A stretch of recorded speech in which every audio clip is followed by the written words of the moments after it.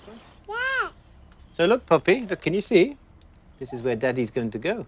Oh. He's going to go and climb this mountain. In the jungle. My name is Julian Bayliss. I'm a conservation scientist. I'm an ecologist. My job is to try and help conserve and protect areas that are not previously under any form of official protection. Daddy go in a big aeroplane. I saw this site through satellite imagery, and I've never, ever come across a site like this. What was interesting about this site was the surrounding land was heavily cultivated, and then the crater containing rainforest was very dense and intact. And I thought that was a little bit strange because there should be evidence of human disturbance. So then I thought, well, maybe actually you cannot get to the forest. Therefore, potentially, this forest has never had any human interference. To actually find a site with no human interference gives us this unique chance to investigate and measure aspects of climate change. Okay. Can Daddy help you? Yes. The speed at which climate change is occurring at the moment, there is only one variable that wasn't there before, and that's the number of human beings that are on this planet. We're planting a forest. Oh, Daddy's hand. Daddy, please make a tree. My hope for this expedition to Mount Lico is that it will help us understand various aspects of climate change.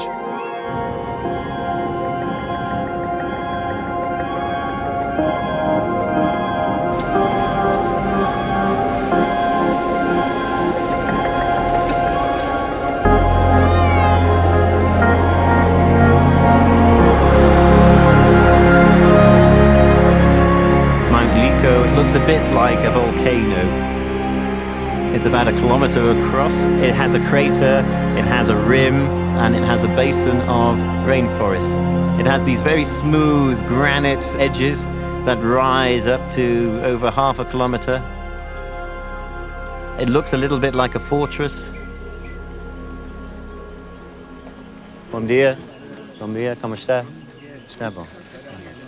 Everybody, welcome to this expedition to Mount Lico. We've got a great team together, lots of specialities, lots of nationalities, young and old, and everything in between.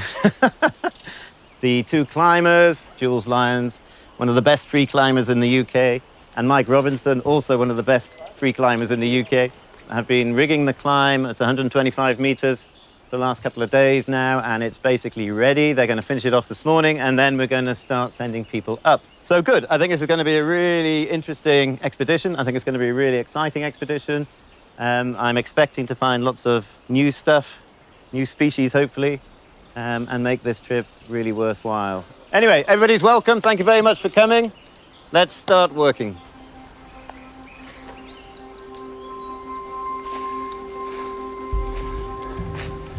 I'm very nervous about the climb, yes.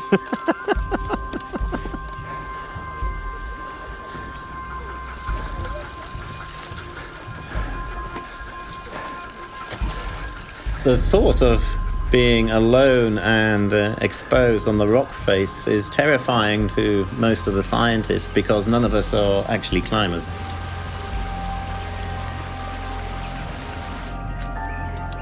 The local people know of nobody in the surrounding communities who has ever been up to the forest. Okay, so that feel okay?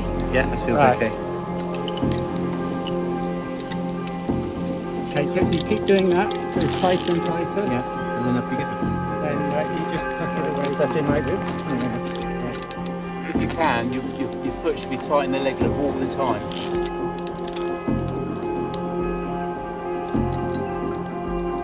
Stand on that leg.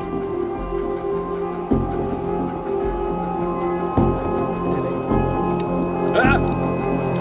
You okay?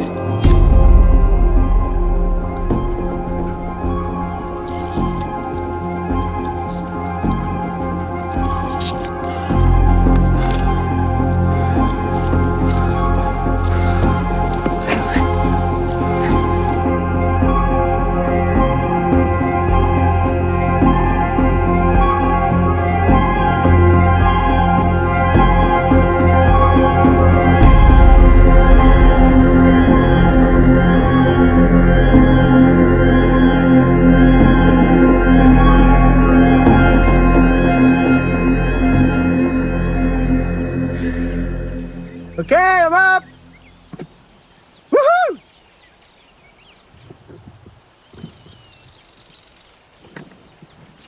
Oh, wow.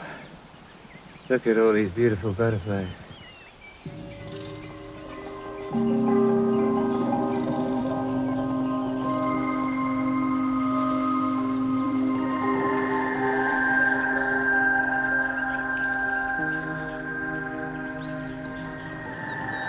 Beautiful. Very, very nice to be here.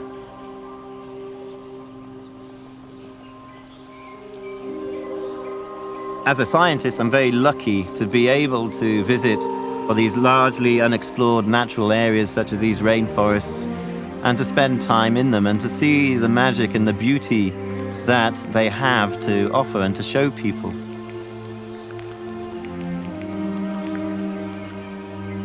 And we can't camp up here unless we find some water. But I noticed from down the base camp there's a massive seepage thing coming off the cliff over that side. So we can find the source of that, have a camp nearby there. Should be good. Okay, let's go to this flat bit up here.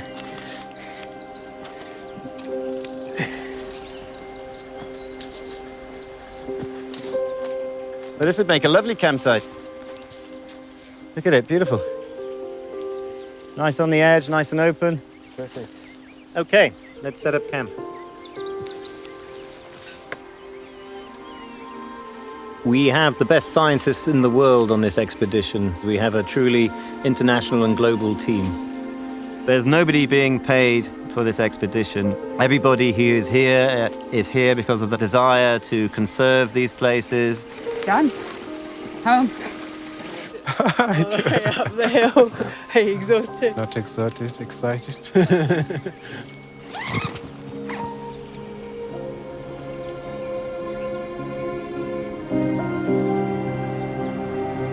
Climate change will change habitats.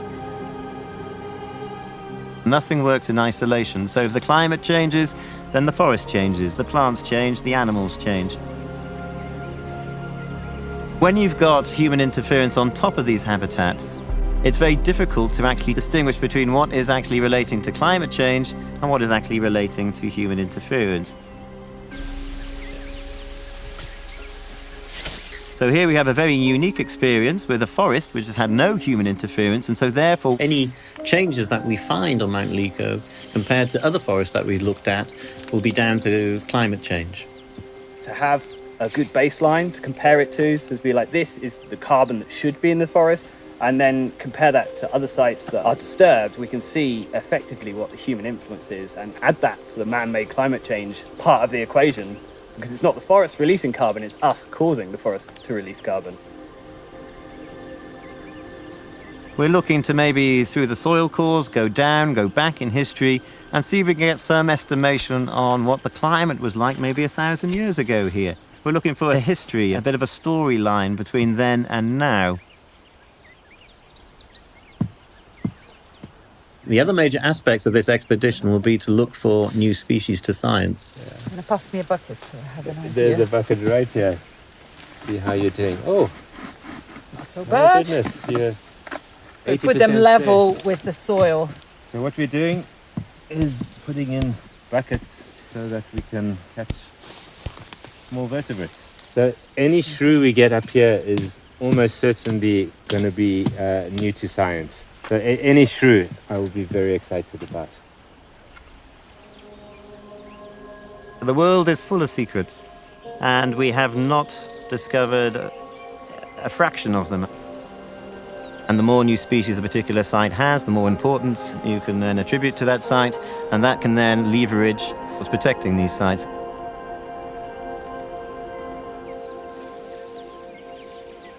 That would be a nice. The idea is to raise the butterfly trap as high as possible, and then you bait it with a fermenting banana mix, and that attracts the canopy-flying butterflies, such as your Coraxis. If we could find a new species of Coraxis, that would be as big as it gets in the butterfly world. That's like finding a new monkey.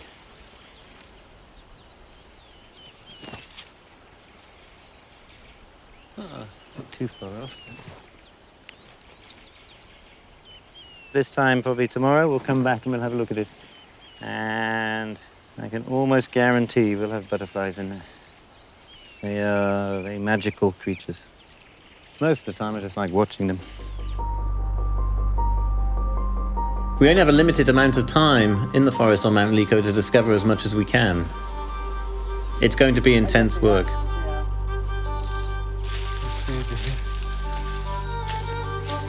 Syzygium. Yeah. Or is it Garcinia? No. Syzygium. So that's the first one we'll see.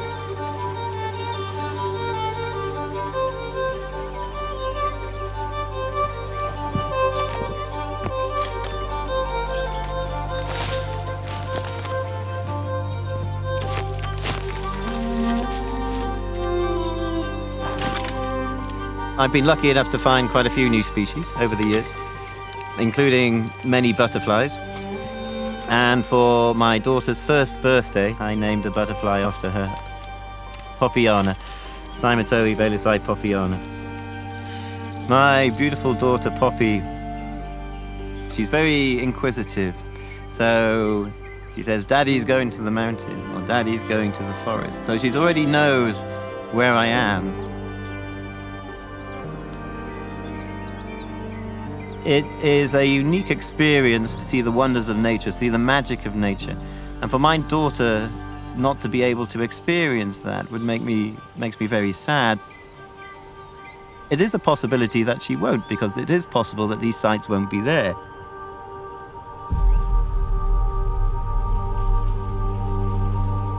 They're just being destroyed through climate change or through human destruction.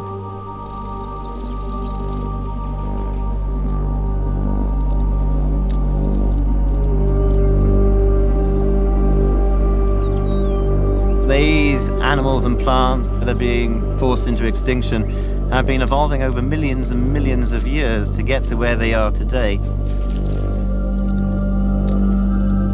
And for them to be just destroyed in a matter of years by ignorance and short-sightedness makes me very angry.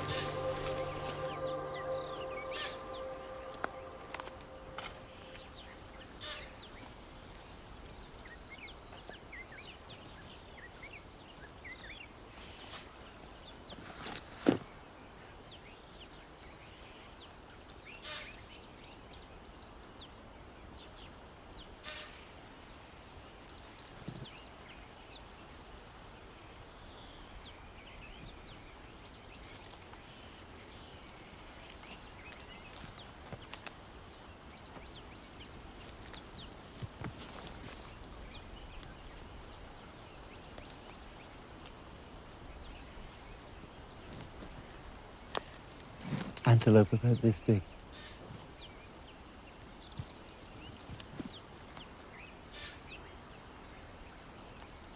But this is obviously his part of the mountain, so maybe we put a camera trap here. And a new species of reedbuck, maybe.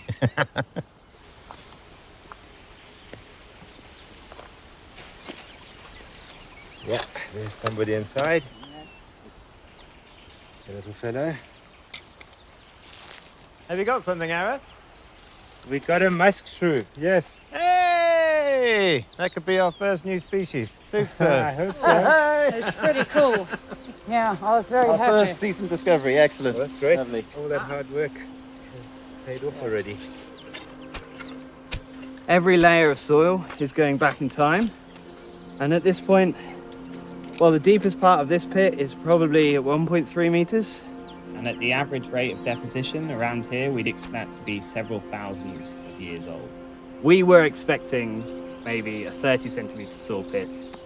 To go back this deep back in that many thousands of years of life history of this forest, and knowing that that's been without people is, well, it'd be fascinating. The results from this will be incredible. They could dramatically improve our understanding of how climate change is affecting our planet. But I'm surprised how many animals have made it The up. droppings that you found that you And collected. there's antelope. We haven't seen the antelope yet. We've put camera traps out. But how would an antelope get up that cliff face? It's just bizarre. I don't know. It's very interesting.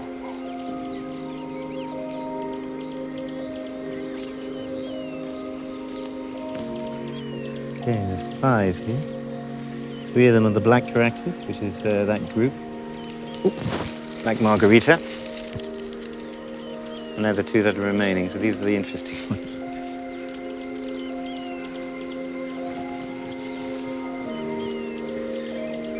Of the black Caraxes group, which is a very interesting group, there is potential for this to be new. So there's a fair chance that this could be a new species. Within these forests, you could have all sorts of medicines and new antibiotics that we as a human race could actually use to make our lives more valuable and richer and healthier. Rainforests are also where 70% of all terrestrial life is found on this planet. What is being lost is disgraceful. It's actually disgusting, and I'm almost a little bit ashamed that we as a human race cannot actually gather ourselves together and see the magic and the quality and the value that these habitats actually contain. Oh, yeah. Oh, look. Beautiful little fellow. It is grumpy.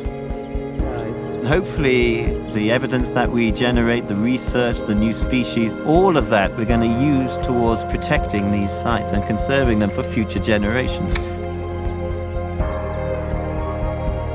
Is that Poppy?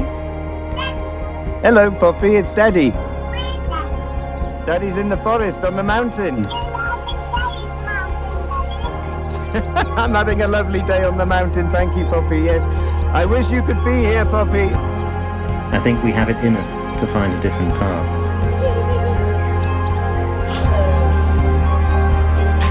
I have to believe that it's not too late.